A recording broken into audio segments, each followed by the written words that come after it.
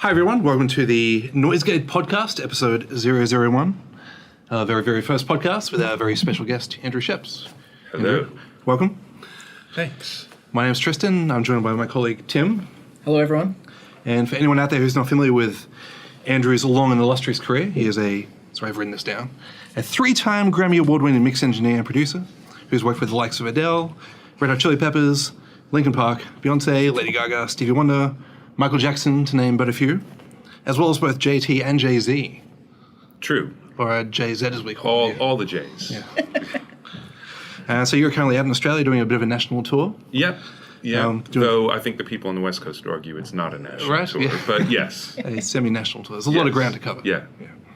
You've been doing mixing seminars. Yeah, mixing seminars, both shorter ones for students at some of the recording schools, which has been great, and then full-day mixing seminars for professionals, basically, and then just speaking events, they end up being technical because people ask questions, but more just hanging out. Less of a technical focus.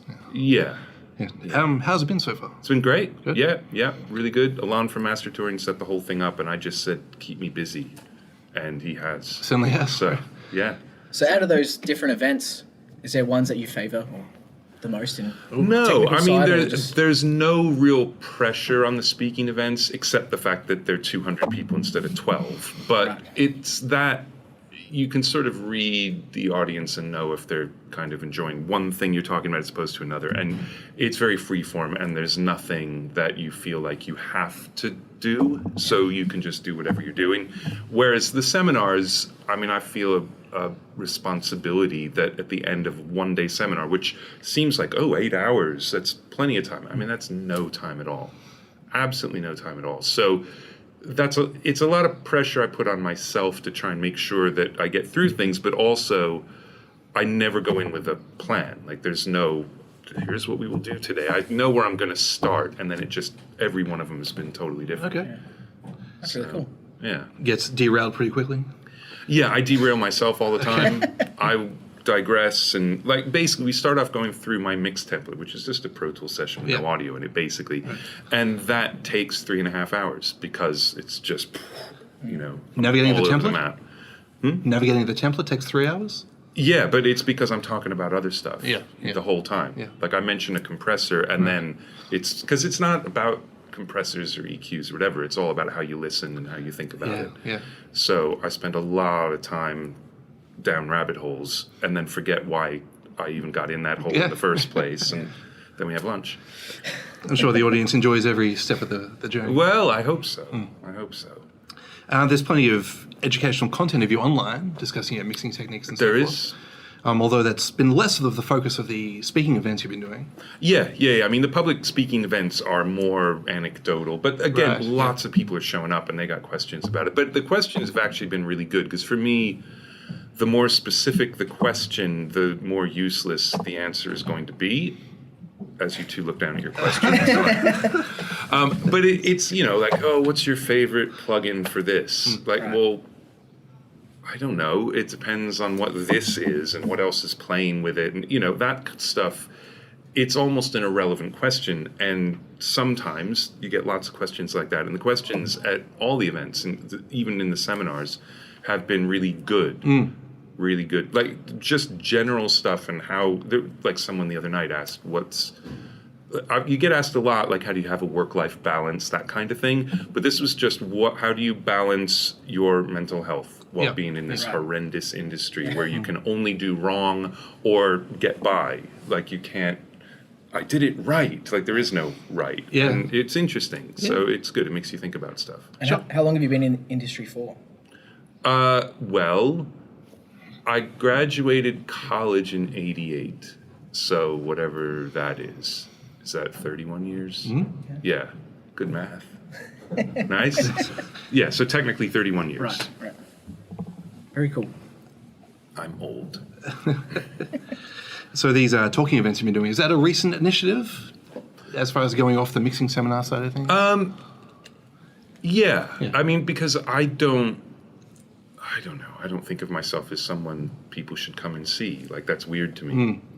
I work on other people's records and people go see those people play their music, and So it's always a little, I don't know, I would feel arrogant saying, I'm going to have a speaking event and you're going to come listen to me. And like, I don't know. But as it turns out, there are a lot of people, and sometimes it's just they want to hear an anecdote about someone who's been in the room with some of these people, because not too many people get to be in the room. Right. So, I'm really lucky, and so those experiences are cool. And also I've been able to work on a lot of records and things, so people are interested, but it's not something I would think is like, great, that's what I'm going to do now, because that takes a whole different kind of hubris to just say, book a room, 300 people show up. Yeah. But like I said before, Alon said, no, they will show up, and they have. Absolutely, so it's been amazing. But I think you have a lot to offer in regards, like you have multiple roles. So you're an engineer and a producer. You also run a label. Badly, but yes. Yeah. But I think a lot of people would want to get a lot of different insights from those different roles. Yeah, I think so. I mean, I've just been able to work on a lot of different stuff, and so I think that's just interesting. Sure. For sure. We'll find out. Yeah. Not many people's day job involves hanging out with people like Michael Jackson and Frank Zappa. So no, and believe me, that's never lost on me when I'm doing something like that. Yeah. But there were also, I was at the event the other night, lots of mixing students came along with very practical questions, some bigger picture questions like, how do I keep my ears safe over the years? And you mentioned the mental health question as well. Yeah. I noticed you also talked about the beginning of your career started off related to a particular synthesizer. Yeah. Which I may have been mispronouncing for several years now. Well, how do you say it? Synclavier. A lot of people say Synclavier. Yeah. I think everyone in Europe says Synclavier, which means now that I live in England, I should change. But I always said Synclavier. And I met the guys who invented it, and they said Synclavier, so I thought, well, I'm not going to correct them. Yeah. But, I mean, obviously, clavier is French word for piano keyboard, really. Anyway, blah, blah, blah. But yes, so that was one of the first workstations, really. It started life as a sequencer and an FM synthesizer, and then it grew and grew and grew until it encompassed disc recording as well as polyphonic sampling and a bunch of stuff. But it was one of the three with the Waveframe and the Fairlight. Homegrown for you, not for me.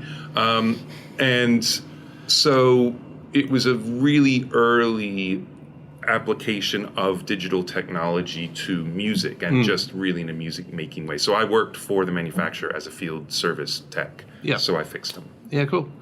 Was there something about that instrument that attracted you to it, or was it more just it was a very expensive, complicated thing? Well, would need repairing. It has lots and lots of buttons on it. Yeah. So it's like the keyboard equivalent of a recording console. Yeah. It's like you look at that and you think, okay, I'm going to be the guy who knows what every single one of those does. I'm a geek. I love technology. Yeah. So I was drawn to it, but also there was a job opening. I mean, I didn't go hunt them down like I have to work for you guys. But when the job became available, I was really interested in it. So, because I'm a geek. Yep, yeah. I think myself as well. I've only really played around with the software emulation by Arturia. Have you played with that at all? Yeah, a little bit. I mean, that's emulating just the FM synthesizer part, which, of course, that's the bit I would have used the least, because I was doing the sampling and sequencing and then the hard disk recording and that side of things. Gotcha. So I wasn't doing a lot of the synthesis. But it was a beast of an FM synth, too. Did it do the whole resynthesis side of things as well? Yes, there was crazy software to the point where, like, the FBI bought one because it could do this amazing non-real-time filtering and things like that, stuff that's done on your iPhone now, just so you can hear a phone call. But that stuff offline, like I made a string patch once by taking the string samples, and it was maybe 12 string samples to cover the whole keyboard. So this is not like today's string libraries where it's 12 gigabytes. Yeah. This is 12 like it would fit on a floppy. Yeah. And I had the software analyze it and then get rid of the fundamental only. And you could create these non-real-time Fourier transform notch filters. Yeah. And so you're left with just the harmonics. And it made this amazing, cool, like eerie pipe sound. But for it to crank through those 12 samples or whatever it was I think 2 days. Yeah. And so it wasn't quick. Yeah. And a little temperamental, as far as I can tell, as far as roadworthiness? No, I mean, they actually worked really well, but obviously they would break. I mean, we're talking about something as powerful now could be in a single box with no parts to it. It would just be all surface-mounted stuff, and like an iPad, for instance. But this was a 26-space rack that had a couple hundred circuit boards all in backplanes, and then ribbon cables going everywhere on the front. Individual power supplies, probably 8 power supplies in the thing, plus the keyboard on a 50-foot, 50-pin cable, then external floppy drives, and then once you had the hard disk recorder, that was a separate 26-space rack. Yeah, I mean, it's just a huge amount of stuff. Like the processor, we're going to get geeky this one. Sounds good. The processor was the equivalent of like a Class A amplifier. So instead of being a chip to be your amplifier, you've got components individually, your transistors and your whatevers. Their CPU was that. It was 2 circuit boards full of transistors and things. So it's not like, oh yeah, we just got the new IBM processor and programmed our own operating system. They built the processor. And that's why the FBI had it. NASA owned one. We got, JPL, the Jet Propulsion Lab. We got a service call once, and they said, this is JPL and our Synclavier is broken. You're lying. That makes no sense. But they had bought one to do some of the camera control on a Mars lander, because it was the fastest CPU at a certain type of math at that time, by far. And so that they had one. Nothing to do with their synthesis sonic capabilities. Well, they were hoping to serenade once they were there, but no, it was all just to do the math. Just the process. Yeah, number crunching. Oh, man. And you were the man to fix it. I was one of the field service engineers. It does sound like you know it fairly intimately. Yes. Do you still play around with it at all these days? No, not at all. I had one for a while. I sold it when it was still worth 1/10 of its original value, as opposed to now where it's not. There's a bit of a resurgence in them, because actually the founders of the company have sort of reformed the company. You now run it on a Mac instead of on their CPU. And now they have the emulations. Like there's an iPad FM synth that is the FM synthesizer. Have you seen the controller they made for it? It's just the silver knob. Yeah, because that was one of the great things about the keyboard, is it had this data entry knob, this big spring-loaded silver knob. Big multifunction thing. And it was great. It was really good. It accelerated the values really. It was really intuitive to use. And now they have just that in a box. Yeah, that's right. That was an important tactile part of the functionality. Yeah, and that was why the keyboard has literally hundreds of buttons. So the functionality of this thing, which you could mess around on a terminal, a VT100 terminal, and you could use the thing. And it was menu driven. I mean, it wasn't like you're typing Unix or something like that. But you could just work from the keyboard. You never needed to look at the computer. And you could score a movie that way. Yeah. Very cool. I guess that knob by itself sells for about $400 US. Does it? Yeah. That's probably about what it cost back then. It's just you had the other 100,000 of stuff attached to it. Madness.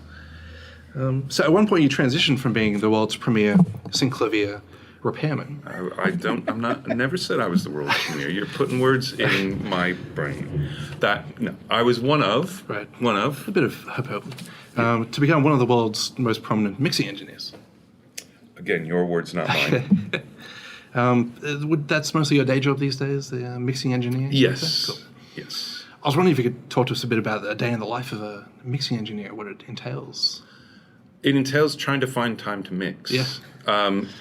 I mean, for me now, I wake up and I go work almost immediately, and then my cats come in and I have to feed them, and then I'll get an email and I'll have to deal with that, and then I mix, and then I get mix notes on something I mixed 2 weeks ago, and I do those changes, and then I mix, and then I'm not getting anything done on that song, so I close that song and I mix a different song, and then I have to go run some errands, and I mean it's kind of pure chaos with these little tiny islands of productive mixing time. Okay. And some days I'll just sit and mix all day, and some days I'll be lucky if I get an hour of productive time, but it's just, that's the chaos of life, and that's what I love about mixing completely in the computer now, and not having to rely on gear, and not worrying about when I'm going to do something. All I need to know is when do you need it done by, and then I'll get it done by then. But it might be done 2 weeks earlier than that, or it might take me until the last second. I don't know. So the studio's at home? Yes, my mixing room, which is a pair of speakers in a room, is at home. Okay, gotcha.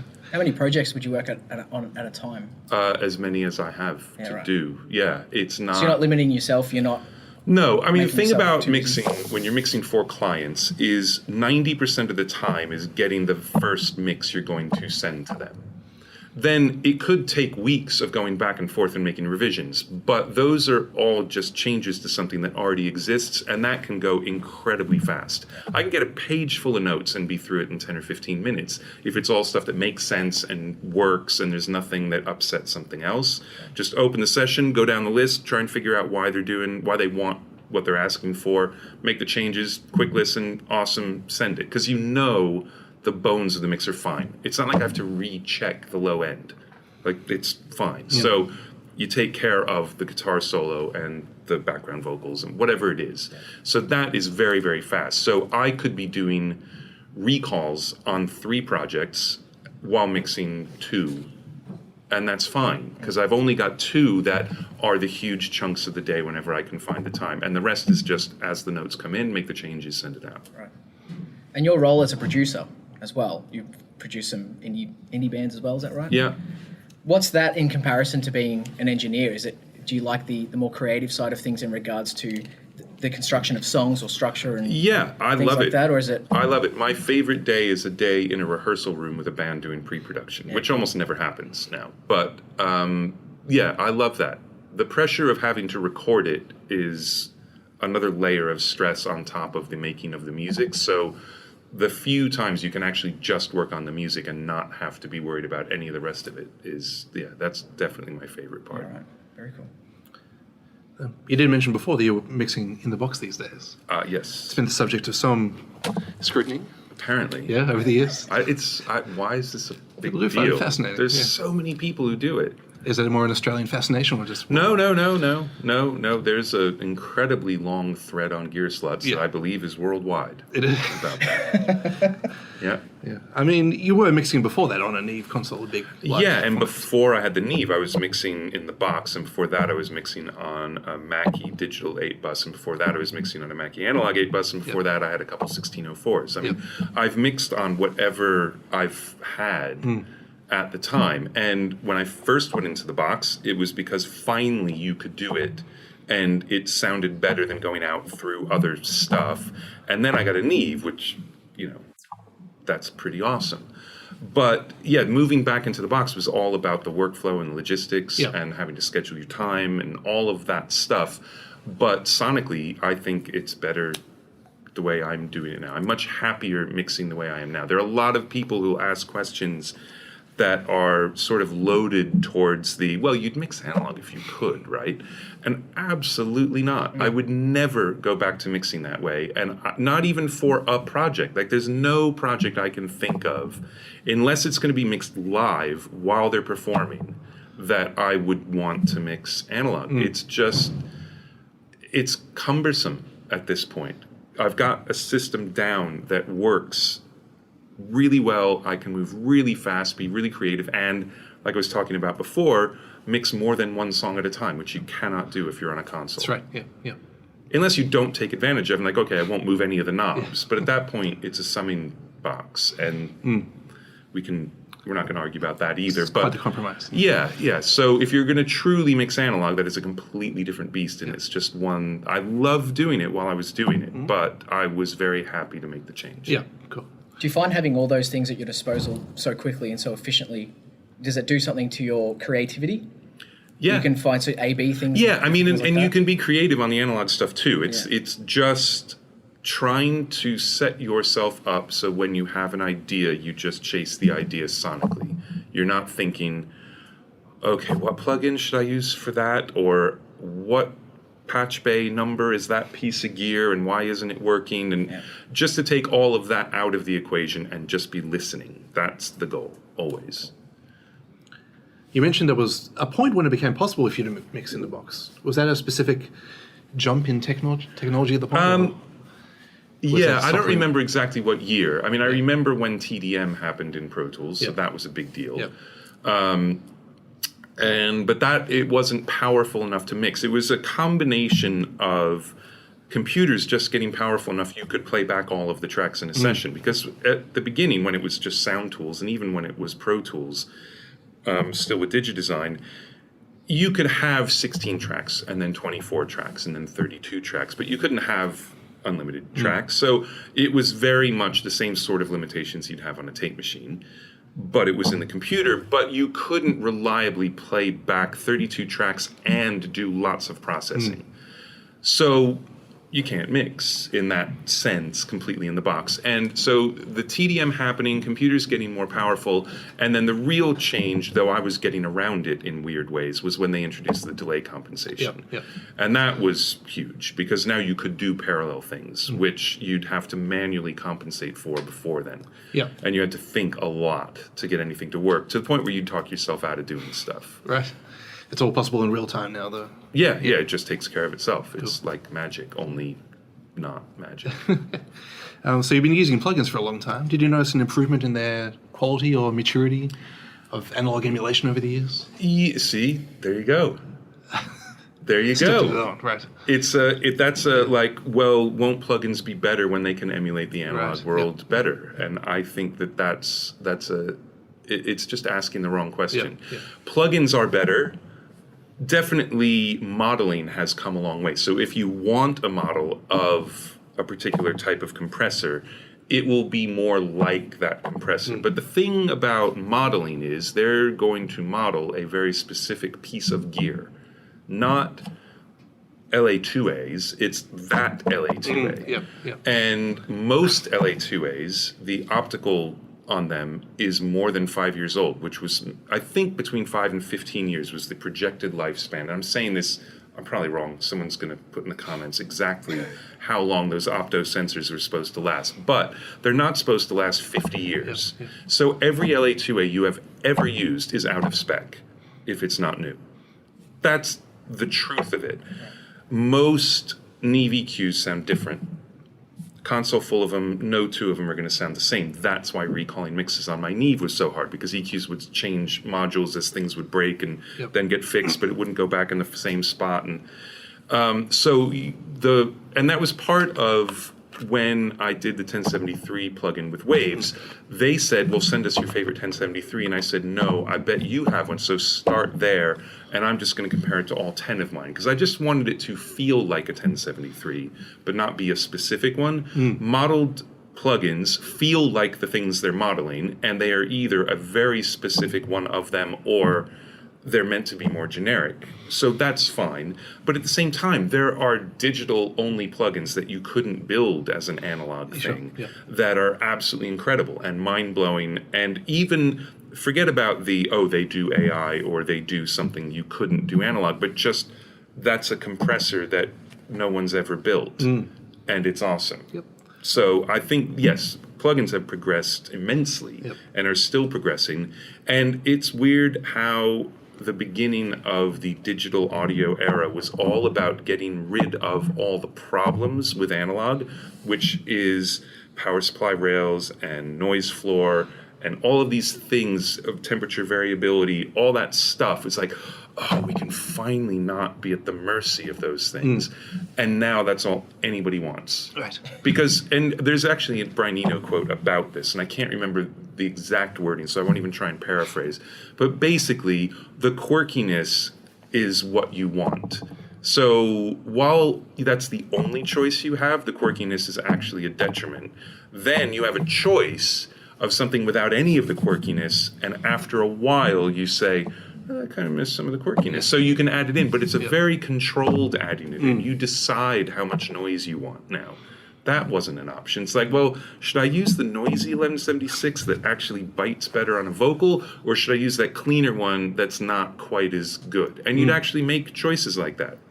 And, am I going to rebias the tape machine because these drums don't sound the same as when it was an input? Or am I going to deal with it and kind of remake my drum sound so it will fit on tape? You used to have to do that. Now you just get a drum sound and you record them. So, didn't mean to call you out there. No. Actually, I did mean to, because I did. But I appreciate Exactly it. what you meant. Yeah. But you didn't miss the smell a little bit, maybe? I like the smell. Yeah. I like the smell. I like the heat. Yeah. Yeah. Smell. Analog gear has a smell, too. It does, yeah. And it's good. So what does your mixing rig look like these days? A laptop? At home, it's an iMac Pro. Yep. On the road, it's a laptop. pair of speakers or headphones. Cool. And that's exactly what it looks like. I got a controller when I need one, but I don't turn it on all the time. So yeah, that's it. And you don't have favorites. Like as you sort of said, it doesn't matter what you're using. It's whatever sounds or feels good. Yeah, for me, I have one pair of speakers I like and one pair of headphones I like because they make sense to me and I'm used to them. But I wouldn't necessarily recommend them to other people. Some people think they sound like crap. And that's fine. Like I'm not worried about that. But for me, when I like it in either of those environments, it tends to translate. So that's all you need. It doesn't matter what it sounds like, but it needs to sound like that when you take it out into the world. Sure. Right? So for me, having one playback system helps me do that because I know if I'm not enjoying what it sounds like, it's my fault. It's not the speakers. As opposed to some people like to have multiple pairs of speakers because that will help shift the way they're listening to things, and they'll check the low end on this and check the imaging on that. That confuses me. It takes me too long to adjust to a different playback thing. Does that come down to your experience and what you're listening to? And I don't know. No. I think that's just my brain. I mean, that's just always been the way I've worked. And there are plenty of people way better at mixing than me who have multiple pairs of speakers and work in different ways. It's just but you do need to realize the way your brain works. And I think some people would get freaked out about using $200 headphones and trying to mix a record, whereas I don't care because it's not like everyone has to come over to my house and see that I've got $200 headphones. But then they get to listen to the record and it sounds good. Nobody has any idea. It's just when they listen on whatever they're going to listen on, is it great? So you can get over yourself pretty easily if you keep that in mind. Sure. Yeah, interesting. Going through your mixing credits covers a lot of ground there. Yes. Yeah, you certainly jump between genres. Do you find that difficult, or do you have a preference in one style over another, or do you enjoy mixing it up? I love how diverse my discography is because it's weird. Pretty and crazy. Sometimes it's like happening at the same time, which is great. I think, and this may be a 'cause I'm older thing, when I was younger, I had genres I really liked. I love punk. But then the Chili Peppers were in there, and they weren't really punk, but they were kind of punk and whatever. So things start to smear. No genre is that specific. And I think that there are a couple of genres where it's very difficult for me to find stuff that I like necessarily. But as I talk about things endlessly to people, you start to analyze your own tastes and the way you think. And it's much more about the emotion of the song. Like I like angry, I like dark, I like difficult, I like sad, beautiful. Those are the things. So it doesn't matter what genre it is. That could be hip hop, that could be classical, could be jazz, could be rock. But if I had to say like, well, what genre do you like? I like guitar bands. Like that's my favorite thing. Yep. But I would much rather mix a dark classical record than a happy guitar rock record. Like that's just because that's what I have an affinity for. Yeah, interesting. There's certainly a lot of bands in there. Sorry, how do you find expressing the darkness and all that sort of stuff through mixes? Is that it's a songwriting thing more than anything. It's a chord structure thing, a melody thing.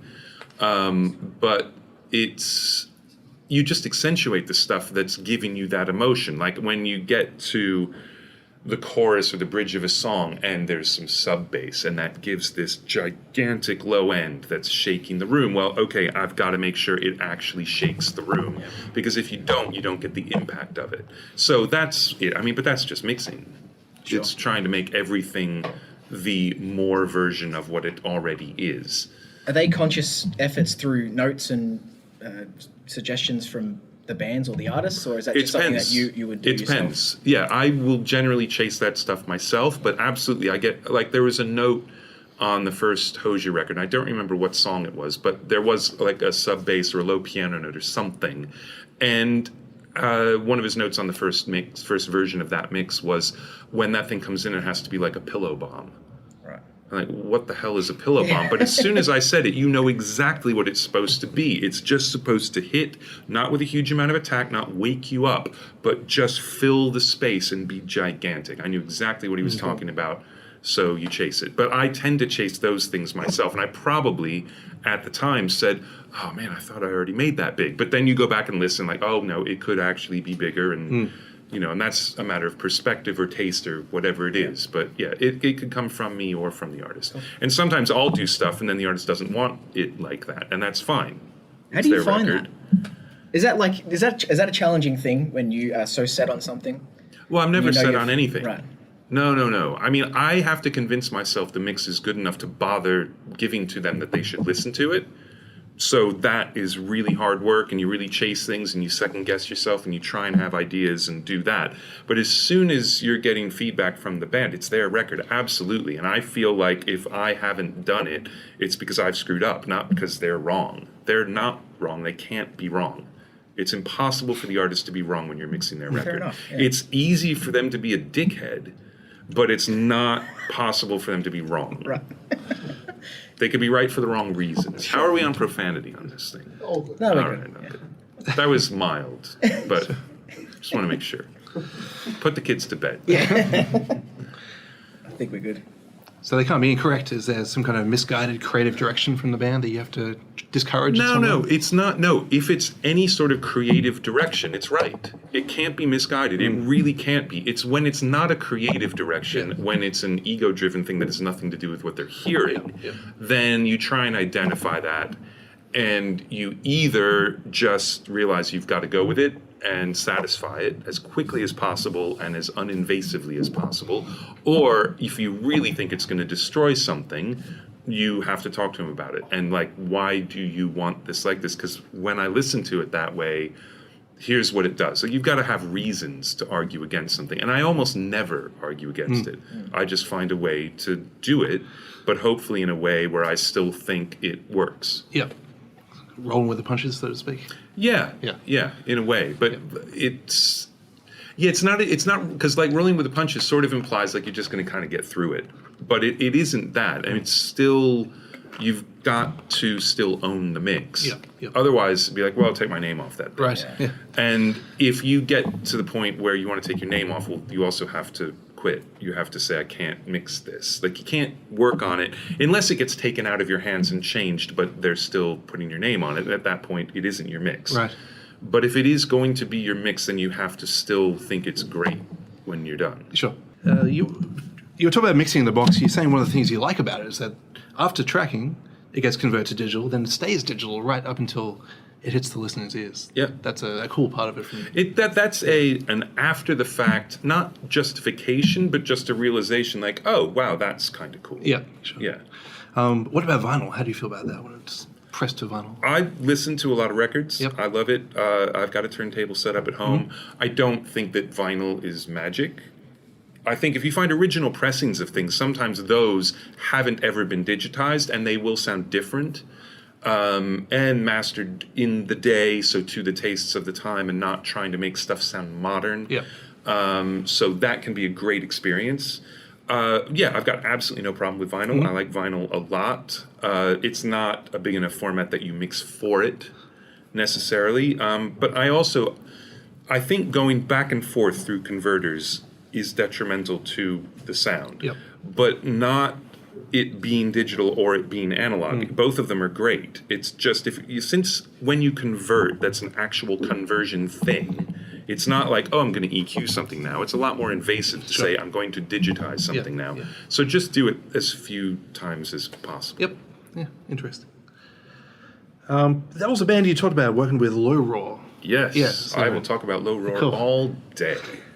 They're signed to your label, is that correct? Yes. Sure. Yeah. You have an ongoing relationship with the band? The band is basically Ryan, who writes the songs, singer, plays keyboards, guitar. He's doing a solo tour right now in Europe. Just him, piano, guitar, some pedals, and he sings. Yep. He's amazingly talented. And I met him in a previous band that I produced and then mixed some stuff for.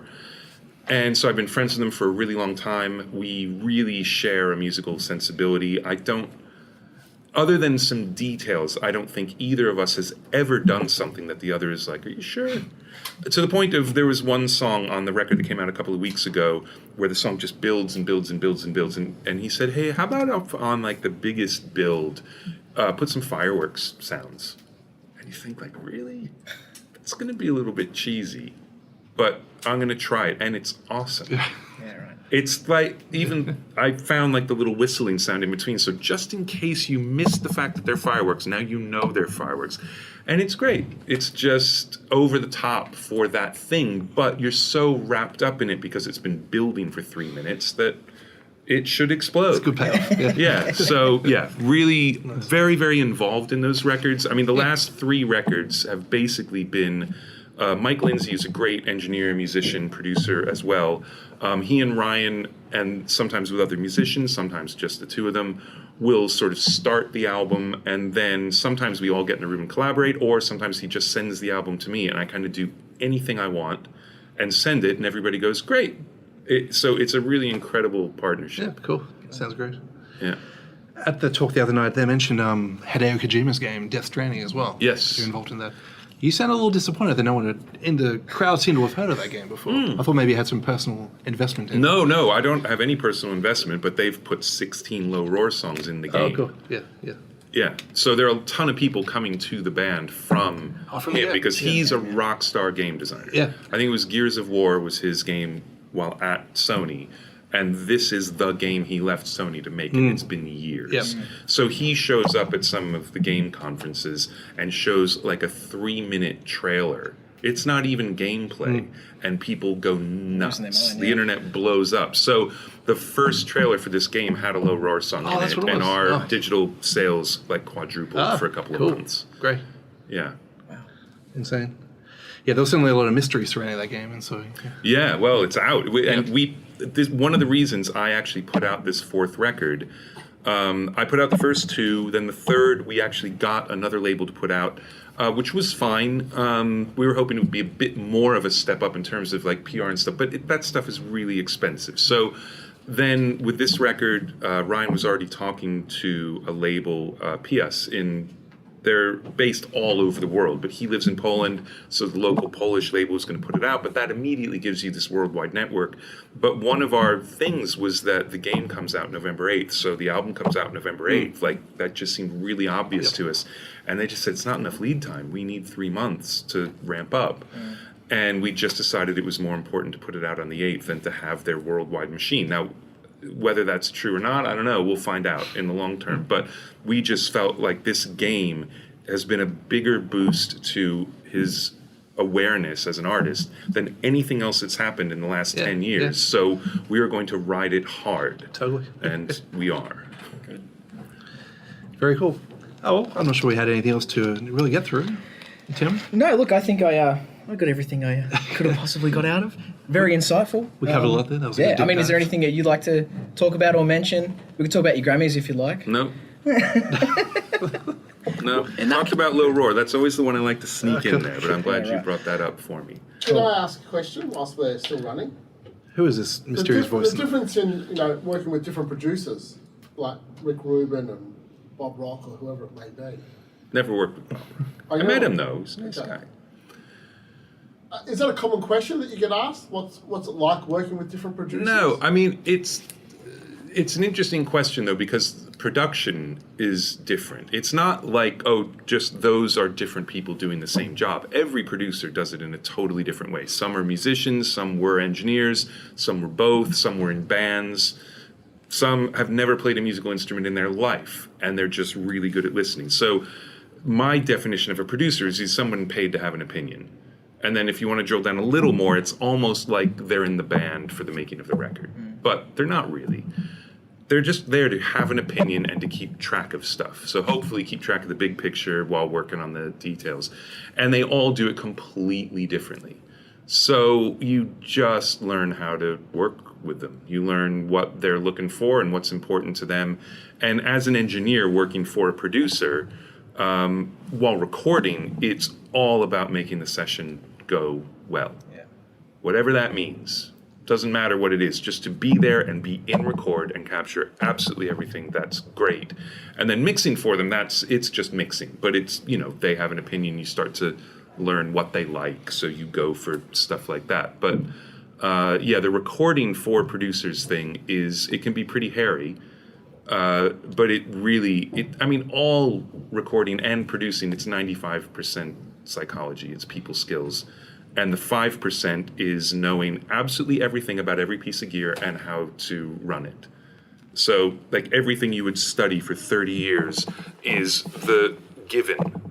And then, can you deal with the people is the question. Yeah, right. What sort of background do you come from as a producer? Are you a musician yourself? You've come from playing guitar? Or? I've played instruments, not guitar. Yeah. No, I played brass instruments and things. I now play lots and lots of instruments really badly.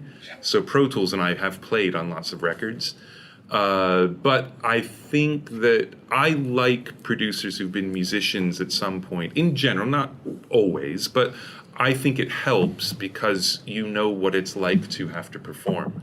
You know the panic of having to play in front of somebody that's like, wait, am I actually prepared for this? And to be able to translate the tiny feeling you get when you're playing as part of a jazz ensemble or something like that, and translate that into a singer in an unfamiliar studio by themselves in some gigantic room with 6 people staring out through the glass, like, all right, let's go. Let's have the best vocal take ever. And that's the most intimidating thing in the world. So being able to understand that as a musician and as a performer, I think is important, but I think there are other people who would argue, well, but then you're going to be more worried about how comfortable they are, not about the performance. So I can see both sides of the argument, but I'm a big fan of people being comfortable, and I think that's when the performance will come. But there are other producers who are really successful and make amazing records who feel like challenging people and making them slightly uncomfortable is where something will come from. So, it's all just opinion. Producing is opinions, and that's it. Very cool. Well, I don't know about you guys. Any other questions? Any other voice of God questions out there? No, that was awesome. Is there things from, sorry, just real quick, is there things from producers that you have taken on board yourself? And Yeah, always. I mean, bits from different people? There's nothing specific, really. Yeah. Well, I mean, there are some specific things. Like Don was amazing bass player. He's produced tons and tons of incredible records, including basically everything the Stones has done in the last 20 years. And his one thing he's done, and he did it on a couple records I worked with him on, is you'll get like a singer-songwriter who writes their songs, but then the album is going to be a band. And so the singer now just sings in the band, because they really aren't good guitar players. He'll always get them to play guitar while you're tracking. Or maybe just put a guitar on afterwards while singing a scratch vocal, because there's some essence of the song that is inside the way the singer will play the song. Even though they're by far the worst guitar player in the band, it doesn't matter. The vibe of that can be amazing. So that's a specific thing, but it's really just this osmosis of everybody in the room is producing inside their own head. And if you're smart, you shut the hell up and you leave it inside your head and you let the producer produce. So you're constantly hearing stuff that's like, wow, getting into the chorus is not happening yet. And then seeing the way different producers will tackle the stuff that you're already thinking, or have stuff pointed out like, wow, I hadn't even noticed that. And part of it is you're distracted, you're engineering, which is a difficult job. But part of it is just learning to listen better. So that's never a specific thing, really, but it happens all day, every day when you're working with other people. Great. Thank you. Cool. All right. Thank Cheers. you, Andrew. Yeah. Cheers. Thanks, everyone. Thanks for everyone else in the room. Any other questions? Thank you, Andrew, of course, Mr. Scheps, Thank you. for being here and Thanks, guys. Thanks being for the quite water. insightful. Yeah. Wet. Water's wet, cold. Thank you. Thank you. Andrew. Cheers. That was really insightful. Thank you. All right. That was great. My pleasure. Lovely.